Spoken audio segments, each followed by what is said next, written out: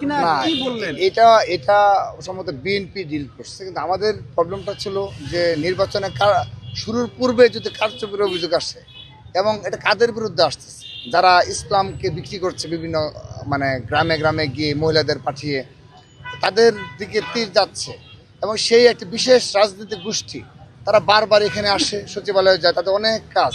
তো তাদের কোনো প্রভাব প্রতিপত্তি রয়েছে কিনা এখানে, এবং তারা এই বিষয়ে অভিযোগও দিচ্ছে না যে কেন 500 পোস্টাল ব্যালট একজনের কাছে যাবে, এ বিষয়ে তাদের কোনো বক্তব্য নেই। তাদের এই বিষয়ে, কারণ এগুলো এই কর্মকাণ্ড তারাই ঘটাচ্ছে, এগুলো থেকেই আমরা এখানে এসেছি। না, ওই যে বিষয়টি ধানের শীষ প্রতীকটা কেন্দ্রে, এই বিষয়ে না না আপনারা না এই জানতে বিষয়ে পেরেছিলেন আমরা কিনা? একজন সচেতন ভোটার হিসাবে, এবং আমরা অবশ্যই আমরা যেহেতু বিএনপির সহযোগী সংগঠন, সেই হিসেবে আমাদের অবশ্যই এই বিষয়টা আমরাও বলবো যে বাস জানতে করা পেরেছিলেন জায়গায় কিনা আপনারা কেন election না, এই বিষয়ে তারা স্বতঃস্ফূর্তভাবে বলেছে যে আসলে এটা সম্ভবত বেশ কয়েক মাস আগে সিদ্ধান্ত হয়েছে, তো তখন তারা ছিল, কিন্তু এটা চেঞ্জ আসছে।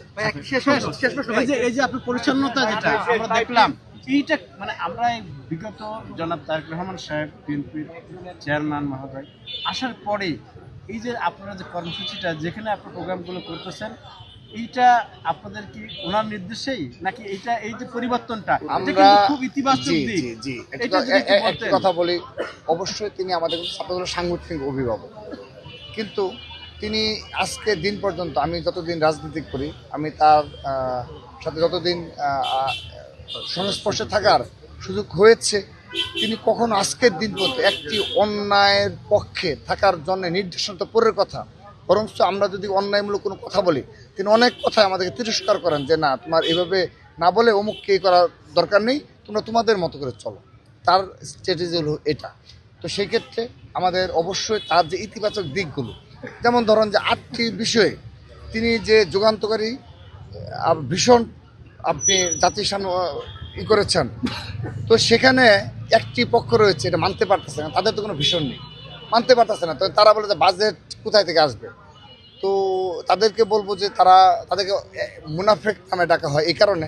তারা কিন্তু জানে যে বাজেটের ওই ক্রাইটেরিয়া করেই কিন্তু তিনি এই ভীষণটা দিয়েছেন, কারণ তিনি এটা তো একটি রাজনীতি, বাংলাদেশের সর্ববৃহৎ রাজনৈতিক দলের পক্ষ থেকে দেওয়া হয়েছে। তো আপনাকে মনে হয় যে বাজেট পর্যালোচনা না করে